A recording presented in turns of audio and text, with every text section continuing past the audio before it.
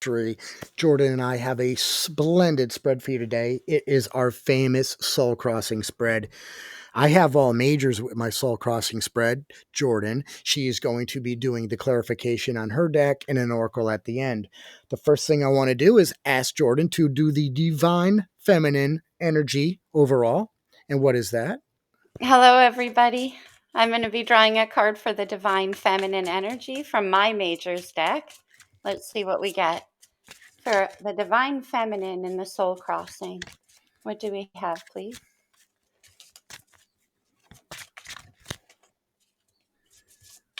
The cards are reluctant. Okay. We have the World. The World is the last card in the Major Arcana, the last card in the deck. So you could be experiencing a completion of one cycle of your life and the beginning of another one. Something could be coming full circle as we speak for the Divine Feminine. Let's see what we get for Divine Masculine. G. Here I am. I've shuffled my cards, meditated, did all the fun stuff. By the way, if we move you, hit like, share, subscribe, do all the good things for us that we do to you. How about that? So here we go. Oh my gosh, we've got the wheel.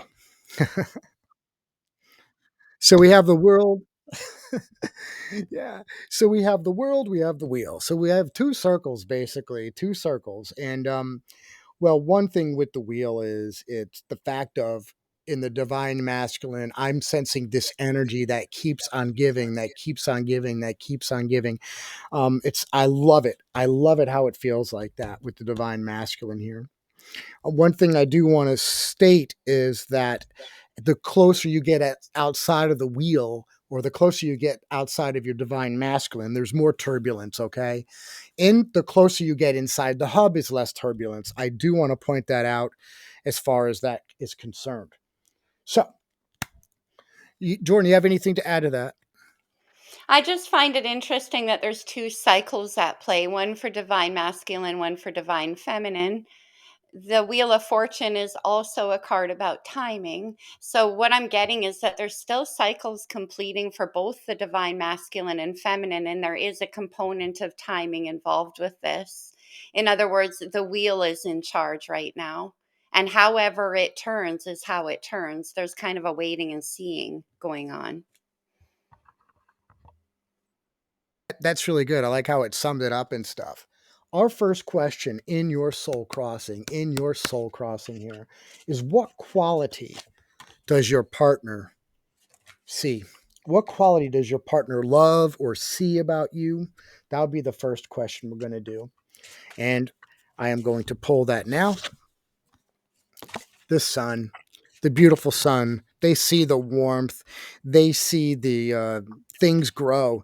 The first thing that came to my mind on this is the sun as it lands on a lawn, as it lands on plants, as it lands on flowers, just covers it with warmth, covers it with its generosity. One thing about the sun, what I'm getting right now is generosity. I don't know why. The sun doesn't have to shine, but it does. Why? Because that's its job. That's what it does. Sometimes there's cloudy days, sometimes there's turbulence, sometimes there's rain, but the sun is always there. It's just not being shown. And that's through other elements that you have no control over. And that's the first thing I have. So, what quality does your partner love about you is that you're always there and you're always warm. And you're helping, he helps or she helps the relationship grow, however you see your partner. What do you have there, Jordan? Well, isn't that interesting? Major Arcana for Leo, just as we enter Leo season pretty soon here. Plus, Venus and Mars are in Leo. So you have that masculine, feminine expression of the sign that rules the heart. Very beautiful energy, clarified by the Hierophant, Taurus's major arcana. The Hierophant is exactly that: consistency, commitment, structures, things you can count on and rely on, things that bring you a sense of safety. So, what your partner sees in you is that Hierophant energy, high spiritual commitment to what's true for you, and also consistency and value.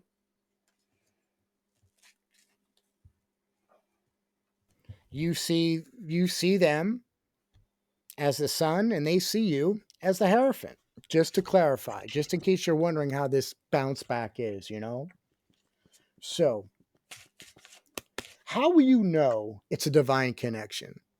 Let's ask, so how do you know it's a divine connection with your person? And what we have here is the world. Oh, wow. Cool. Yeah. So again, it's a as Jordan said, it's a cycle. How do you know? Well, let me just tell you this right now. They're your world. That's how you know. I'm just kidding. It's plain as day. They're your world.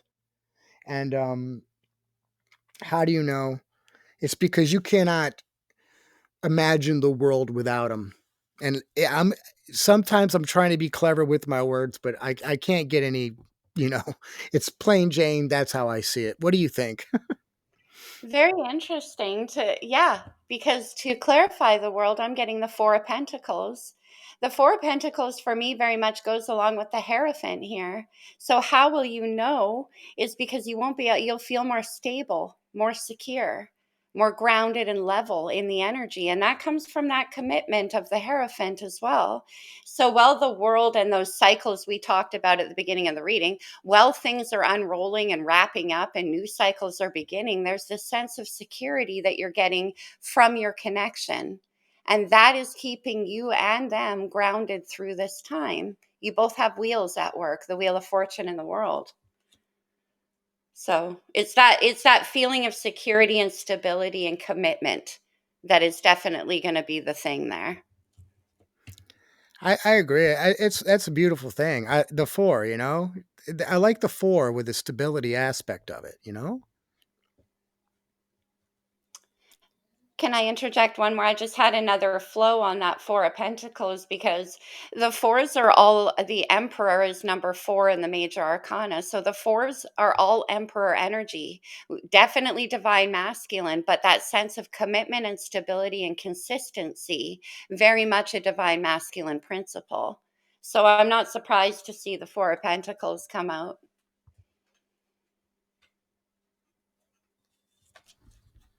Is what attracted you? What attracted you to your soulmate? What attracted you? So we're gonna go here, and we have the moon. Oh, That's interesting. So the attraction to me is just. Uh, I'm gonna go first with a mystery. I'm gonna go first with you are mysterious, hidden gem. Um, illuminate and I'm seeing this night illumination. I'm seeing how things dance in the moonlight, and it's kind of sexy in a weird way. Um that's what I get there is with the unknown, and they were just a mystery, the mysterious. And so that's what attracted you to this soul mate. What do you think? well, to clarify the moon, I love that you said kind of mysteriously sexy because we have the Queen of Wands, Miss Sexy herself or his self, masculine or feminine energy. But the Queen of Wands coupled with the moon is that there is this kind of magnetic pull to the situation. And it's coming from that fiery place. Remember when I said Leo rules the heart? This is Leo energy too. And so it's being pulling at your heart in a very like there's an unseen attraction that you can't quite get your head around, or they can't, however this resonates. But it's that magnetic pull of the Queen of Wands and the moon that is the attractor. Yeah, like how the waves, there's a pull, and the waves happen, but it's waves again, waves of passion if we have the wands there. So Exactly. this is what I have. Okay, so you have this now. So in any relationship, you have attraction and you have also retraction. So what pulls you away from your soul person? What pulls you away? We're going to ask the universe this. Universe, what pulls them away? And what do we got here? It's the hangman. Well, the first thing I sense here with this is uh, sometimes your partner, your soul person, doesn't see it from the angle that you see it from. They see it upside down. They put themselves in a position to where maybe they shouldn't be because they're referenced things differently that you do. And because they're seeing it from a different angle, that not is not necessarily where you're hanging from, that does drive you away. I'm not saying it's major drive you away, but again, they take it upon themselves to put themselves in a position to where maybe they shouldn't be.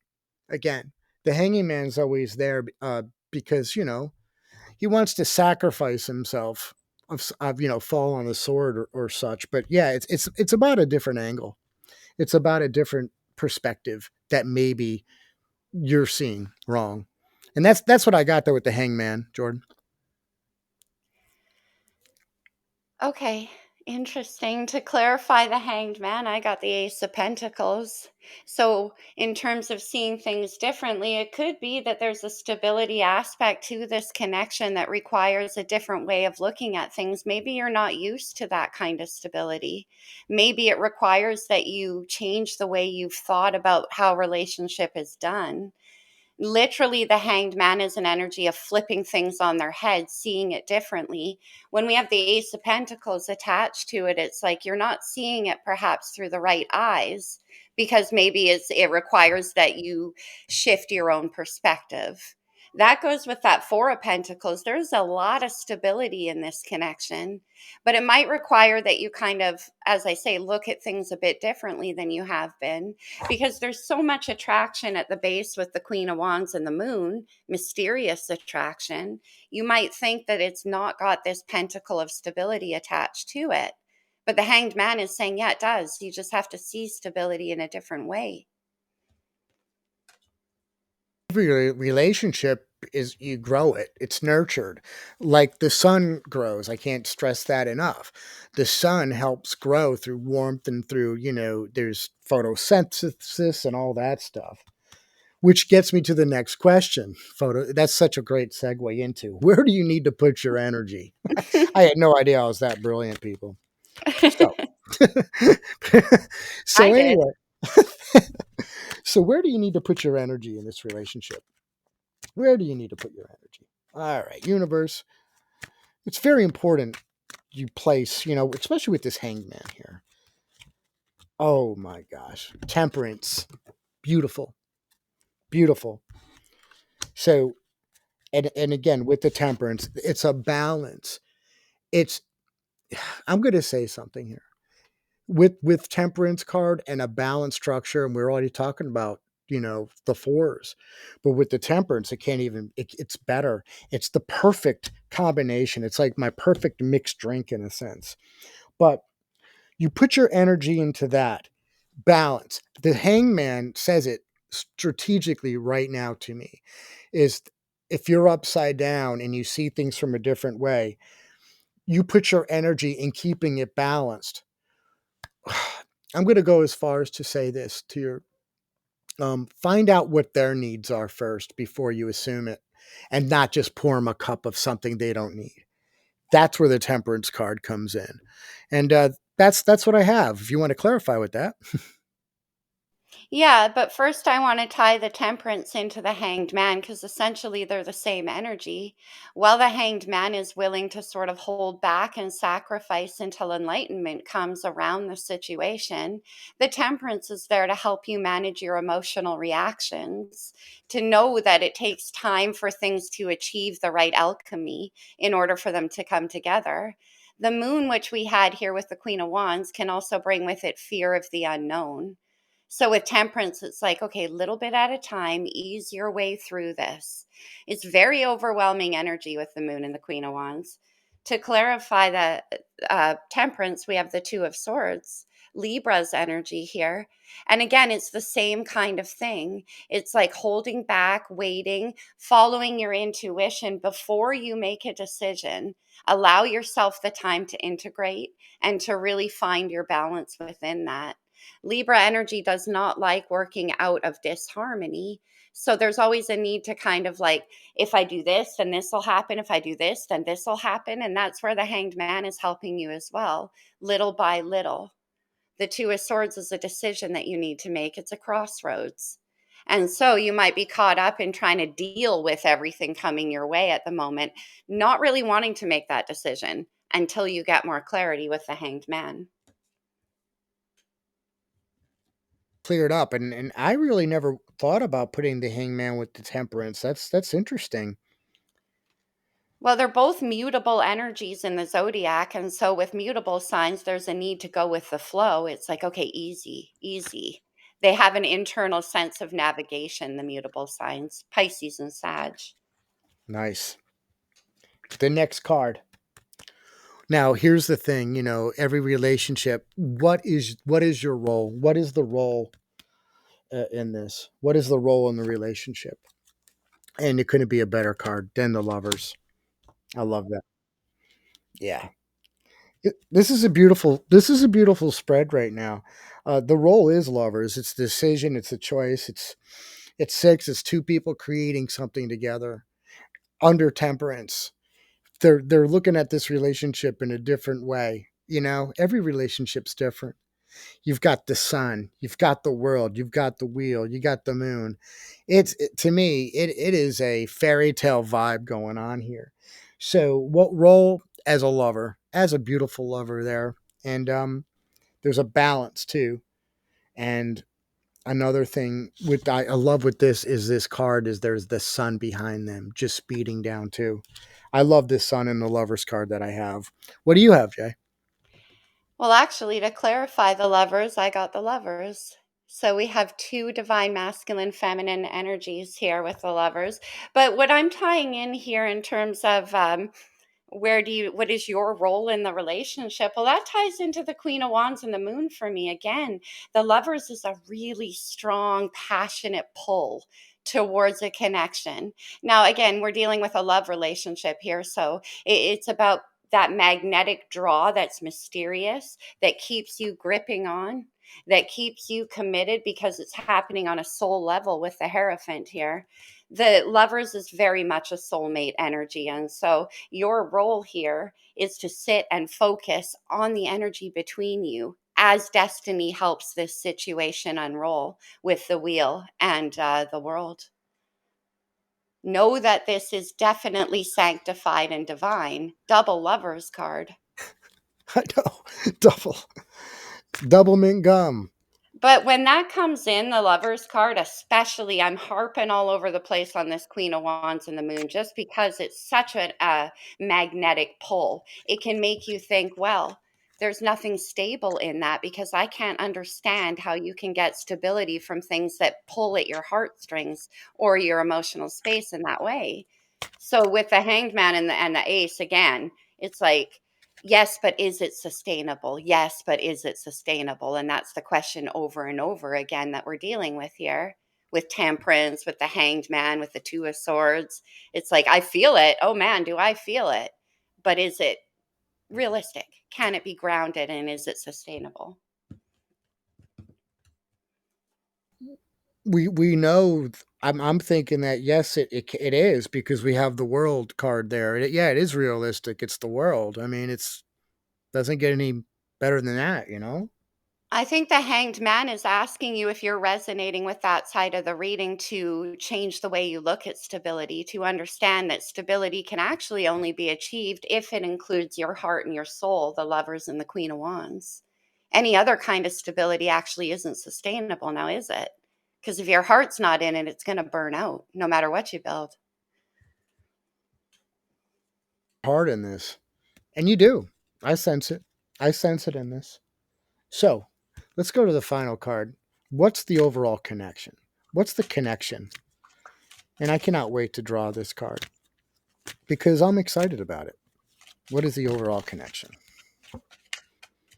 And it's death. It's beautiful. It's transformation.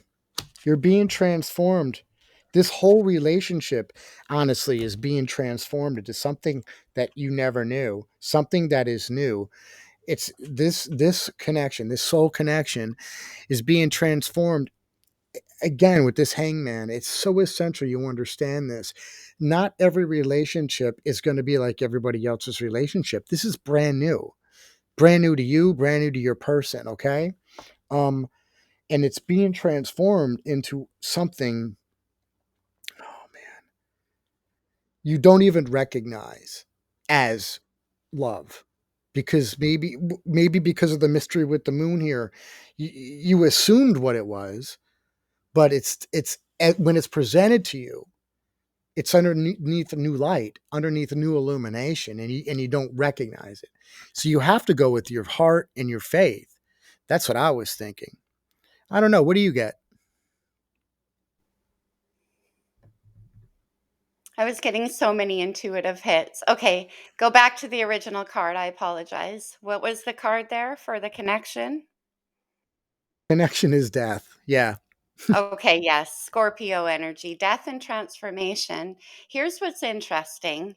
All right, Scorpio rules the eighth house of the zodiac, the house of what's hidden, what's below the surface, the things you don't immediately see, the moon. So that magnetic pull that's happening, what is this connection? Well, it's very transformative.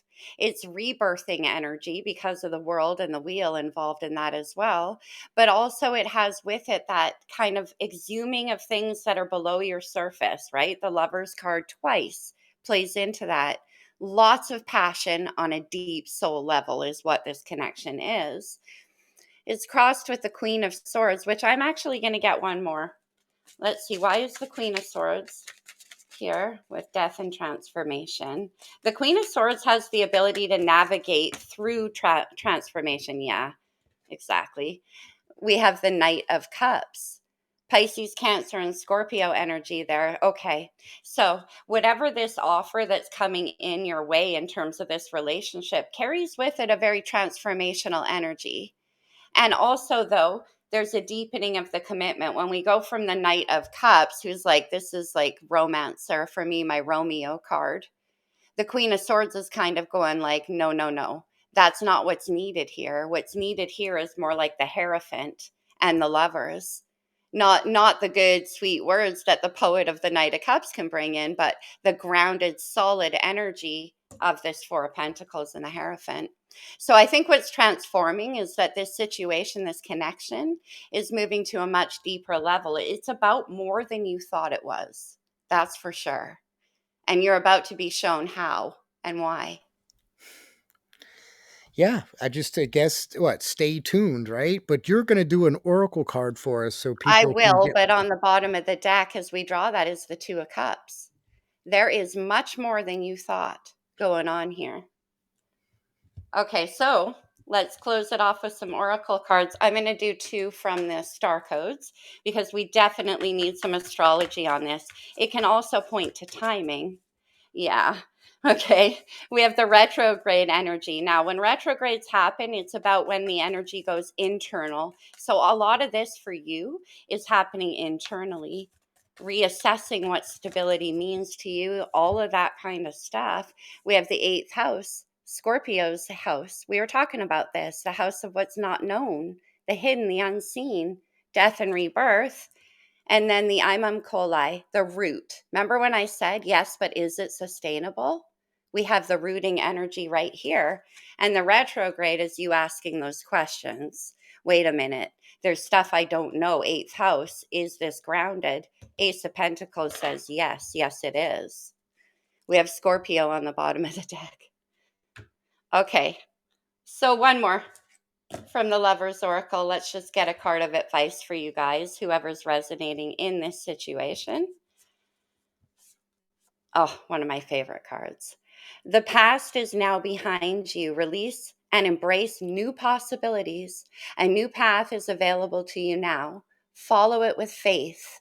The moon, the Hierophant. The new path is unrolling. And although there's things pulling at your heart that you can't see, that's where the faith comes in. The Hierophant. Friends, I want to thank you so much for tuning in today. I was absolutely blessed to be your reader. And again, like, share, subscribe. Do you need to wrap up anything else, Jordan? No, it was a pleasure, you guys, whoever. We'd love to hear from you, though. Do comment if this is your reading, if you feel comfortable. Thank you so much.